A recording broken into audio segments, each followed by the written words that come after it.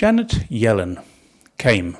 She pontificated and postulated. She ate some nice Chinese food, drank a beer with Nicholas Burns, a man that Chinese people loathe and hold little respect for. Then she left. And this tells the world all about her trip. What she ate and drank was more important than what she said, who she met, and what she did. Wherever you are, welcome to another of my takes on China.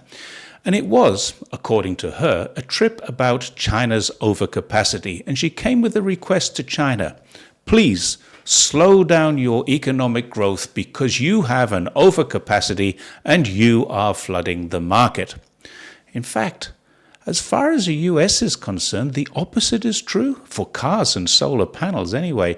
There's already a 2.5% plus a 25% tariff on Chinese cars, and there are subsidies of up to $7,500 on US-built EVs. So no one is buying Chinese-built cars in the USA. They'd be mad to do that. And Trump has promised a further 60% hike if he gets in. Chinese solar panels are not flooding the market either because they have been tariffed as high as 250% since 2011. Chinese lithium-ion batteries are impacting the US market for sure, but this is only because the US manufacturing is at least 10 years and maybe as much as 20 years behind China's. And that's not China's fault. The US and the EU have made it pretty clear that they don't want China's cheap EVs, and that's fine. Because as we already know, China's trade with the underdeveloped world has, for the first time recently, surpassed the trade with the developed world. This and the domestic markets are where China's overcapacity will go. And what this means, to the developed world anyway, is that their decline is in their own hands. If they plan on putting tariffs onto more of China's products, then so be it.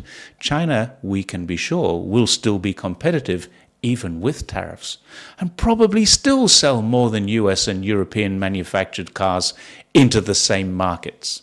The only difference will be that the price will be higher, inflation will be higher, the quality will be the same, if not better.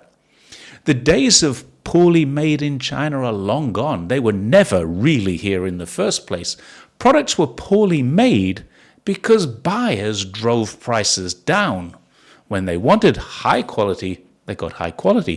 And this is why Apple phones, IBM computers, BASF, VW, Toyota, Mercedes-Benz, and many others came to China.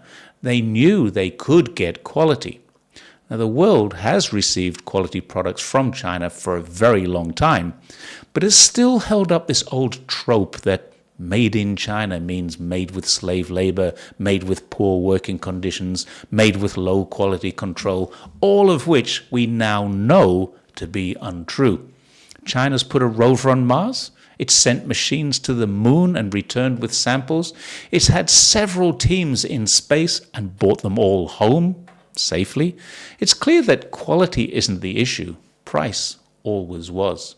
So China got better at keeping prices down than everyone else. Instead of settling on low quality, China fixed supply chain problems. It invested trillions in R&D and education, and until now it has the world's top science and technology universities, graduating the highest number of well-qualified scientists, engineers, and technicians. In fact, in one survey, China now has 6 of the top 10 universities in the world. So this visit by Yellen was not at all about China's overcapacity. It was about the USA's underperformance. China has overtaken the USA in every measurable metric except, so far, nominal GDP. But even that is a dubious claim. The USA accounts for a strong dollar, high interest, high medical costs, and an imputed rental income rather than proper infrastructure and manufacturing investments. The US is losing. In fact, it's already lost the top slot, and China's taken it over. This is what Yellen was really complaining about. Global Times, People's Daily, other Chinese media, they report a visit of mixed messages, and indeed that's exactly what it was. Yellen, under Biden's leadership, says she wants to continue high-level meetings and promote exchanges between the two countries. But Biden has already made it clear in personal statements and through Gina Raimondo's statements that the US must work with Europe to slow China's growth. That, their intention, is to ensure the US stays on top of the heap.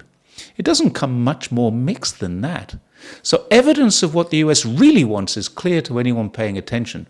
There are ongoing attacks on trade by Congress, the president's own inflation reduction bill aimed at China, the so-called TikTok ban, the visit by Japan's Fumio Kishida to Washington just yesterday or today with ambitions to join AUKUS and increase the military presence in the region, the constant misinformation about actions of the Philippines and accusation of China's aggression in the South China Sea, students being turned away at US borders despite holding valid documents, and a constant increase in military presence in this region and military expansions with Taiwan.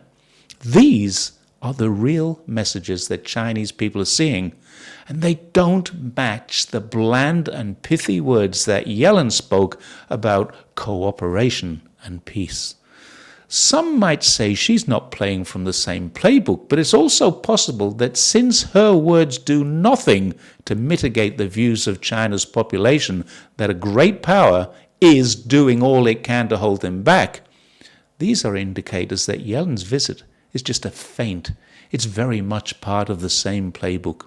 She posted on X that she had productive meetings. She experienced intensive diplomacy. She hopes to advance American interests and engage with Chinese people. She wants a clear-eyed approach and is hoping to proceed with caution to protect U.S. national security. And finally, she hopes we can all live in a peaceful world. Wouldn't that be nice? Either Biden, Blinken, and Yellen want to work with China or they don't. But these unremarkable posts with statements that say nothing of substance when compared to the actions that the US has taken do not in any way reassure Chinese people that the US is sincere. So it's little wonder that what she wore, what she ate, and how great her chopstick skills are were more important to Chinese citizens than the messages she brought with her from her president. Let's not forget, the people of China are nothing if not polite, and they wouldn't want to say what they really think. Thanks very much for watching this take on China, and I will see you again next time. Bye for now.